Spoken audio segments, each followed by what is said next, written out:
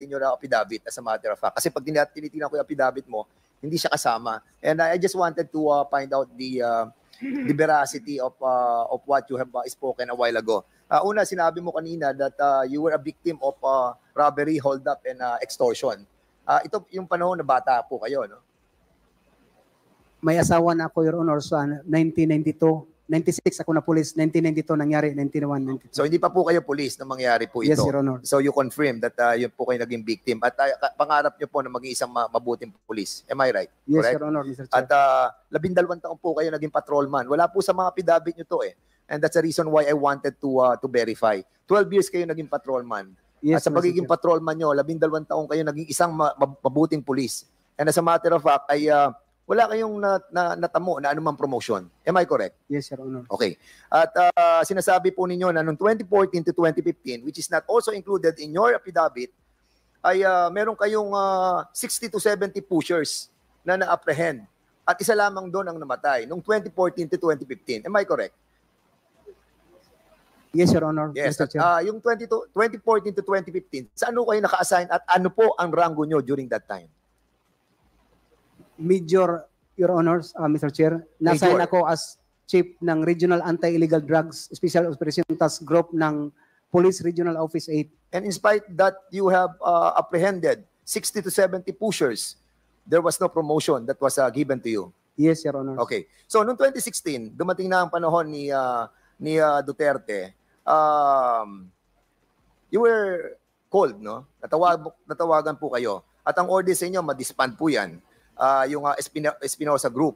This was ordered by then General Bato. Am I correct? Yes, Mr. Chair. At during that time that you were assigned, di ba? You implemented the apprehension of these personalities without shedding any blood. Yes, Am I correct? Mr. Chair. Yes, Mr. Chair. And the custody of that personalities, Mayor Espinosa, was transferred to the provincial jail. Am I correct? Yes, Mr. Chair. So in other words, nawala na yung jurisdiction sa iyo. Yes, Mr. Chair. And then he was killed inside the jail. Yes, Mr. Am I Chair. correct? Okay. Then after that, pumunta kay si Kerbin Espinosa was invited sa Senate. Yes. Ito, Mr. according Chair. sa sinasabi mo kanina, Yes. at nung nandun na kayo, nasa Senate na siya, sinabi mo kanina, sa Senado, bago magsalita, isang araw, bago magsalita si Kerbin Espinosa doon, a day before, kausap niya si General Bato. Is this correct? Ano po ang sinabi ni, if you have the knowledge, kung kinausap si Espinosa ni General Bato during the Senate investigation? Mr. Chair, Your Honors, si Kerwin is under custody sa office ni Police Colonel Albert Pero at the time, directed to Chief PNP Bato. Sila ang magsama. So, ang ibig mo sabihin, si Kerbin Espinosa during the time, kasama ni then General Bato. Yes, Your Honor. Okay. At dito na pumasok yung sinasabing involvement mo sa Malaysia drug trafficking. Ang Malaysian drug trafficking involvement, Your Honor, Mr. Chair, is right after disband natin naman yung Paruhino groups. So hindi pa pumapasok dito. So, pero si Colonel Paro that you mentioned kanina din, kinonfirm na binibigyan ka ng 20,000 per month para doon sa drugs. Yes, Hindi ito Mr. during the investigation of Kevin Espinosa. During the investigation of Kerwin Espinosa, Your Honors, Mr. Chair. So nakita kayo ni Colonel Paro? Pero, Your Honor. Pero. Yes. Pero. Sorry. So si Colonel Pero, saka kayo, nagkaroon kayo ng confrontation. Am I correct? Mr. Chair, doon ako at the time kay Chief PNP Bato de la Rosa, nung mag-usap kami, bumila lang lumabas sa cubicle si Colonel Pero na nagsabi na, totoo yun, Job. Kausap ko si Kerwin, galing ako doon sa Abu Dhabi, nahuli natin si Kerwin, nagsabi siya na ikaw, involved ka daw ng 20,000 per month at saka doon ka na-assign sa Davao. So in other words, Mr. Chairman, wala kang history that kapag na-assign kayo sa isang area, nagkakaroon ng maraming patayan. As a matter of fact, mayroon kasi nasabi dito, you have arrested 168. Wala rin yun sa affidavit mo, but during that time, sa Osamis, 168 arrested, convicted, siyam lang ang namatay for 2 years. Yes, Your Honor, Mr. Chair. This is correct as well. Yes, Your Honor. Okay. So in other words, you're being implicated into a Malaysian trafficking group was started to evolve during your time when you were in Osamis. Yes, Your Honor, Mr. Chair. And this was perpetrated by whom? Police Major General Archie Gamboa, Your Honor, Mr. Chair. So si General Gamboa nagsabi sa iyo that you are involved in a Malaysian drug trafficking. and this was translated to an information to the Chief PNP. Yes. And Your then Honor. afterwards, nakarating kay former President Duterte. Ako na ang nagsabi, Your Honor, Mr. Chair, kay President. Galing ako kay office ni General Gamboa, pinapapunta na ako sa Malacanang. Yes. At nag-take advantage ako, Your Honor, Mr. Chair, na magsalita sa kanya na ako sir ganito. Yes, kanina sinabi mo 'yon. I agree with that. You were called by President Digong at sinabi sa iyo ni Digong kung bakit tinatanong mo si Digong kung bakit kasama ka doon sa drug list. Will you Yes. confirm that there are two drug lists during that time? One coming from Pidea and one coming from the President.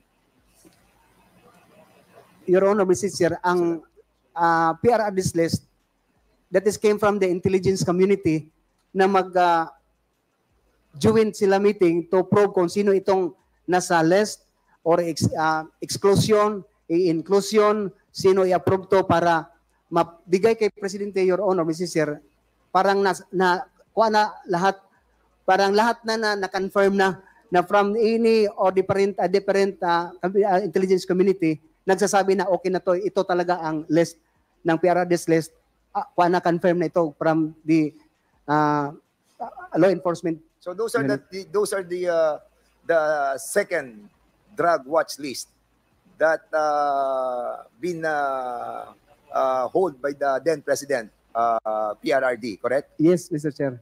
Okay, so yung pagpunta mo sa Asamis, can you consider that as a death trap? Yes, Your Honor, Mr. Chair. And can you consider yourself as a poster boy? Hindi siguro, Your Honor, Mr. Hindi, Chair, what I'm sorry. trying to say is this, kasi during that time of your 2014 to 2016, wala ka pa halos na sa mga operation mo, lessen yung mga namamatay di ba? But still, dito, sa mga assignment mo, sa Albuera, sa Osamis, wala rin na namatay or halos walang namatay. But being implicated in drug trafficking, for you to do something, tingin mo ito ang paraan para kumilos ka? Hindi, Your Honor, Mr. Chair. Sa definition lang siguro nila yung poster boy. Okay. So lastly, ito na itatanong ko sa iyo, Colonel. Light Colonel ka lang, ano? Yes, Your Honor, Mr. So Chair. after all the accomplishment that you have, light Colonel lang na nabot mo. Hindi ka na umabot ng full Colonel. Hindi na, Your Honor. Okay. So, sinabi mo kanina, walang drug lord kung walang pahintulit ng polis. Di ba? Walang parahinog kung walang pahintulot ang mga polis. This is a general statement. Di Yes, ba? Your Honor. Will you agree with me na dapat ang sabihin natin, walang drug lord kung walang masama at mga namumunong mga polis. Yes. At walang mga A big parahinog, walang mga drug lords kung walang pahintulot ang mga masama at mga kurakot ng mga polis. Yes. Your Ayun, Honor. yun ang tamang statement. Thank Mr. you. Chairman, maraming po salamat.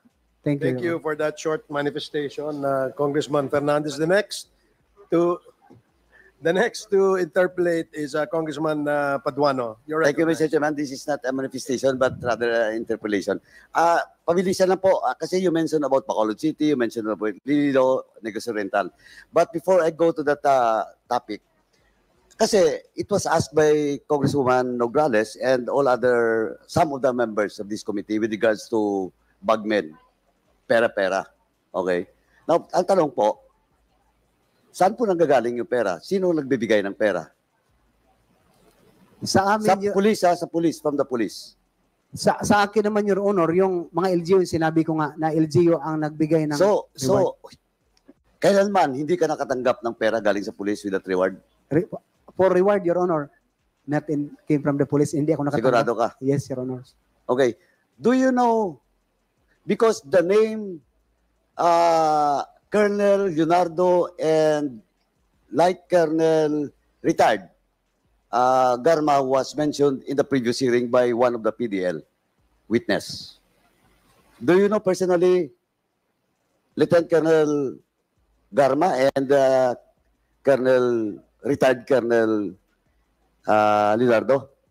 Si Sir Leonardo, hindi ko alam. Pero si Ma'am Garma, nakilala ko kasi naging chief o pulisya ng Cebu City, Your Honors. Okay, Mr. Chairman, I think some of the resource person that we have invited are sitting at the back. So can we ask them to sit in front, Mr. Chairman, so that we can prepare for the next witness, and maybe some question will be raised from this representation sa kay Colonel Espinido po.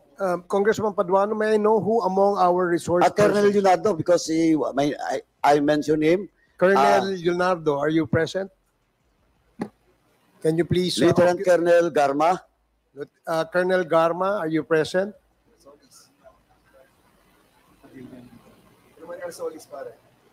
Wala. Yung Narsoles. Colonel Leonardo, can you occupy the seat beside the lawyer of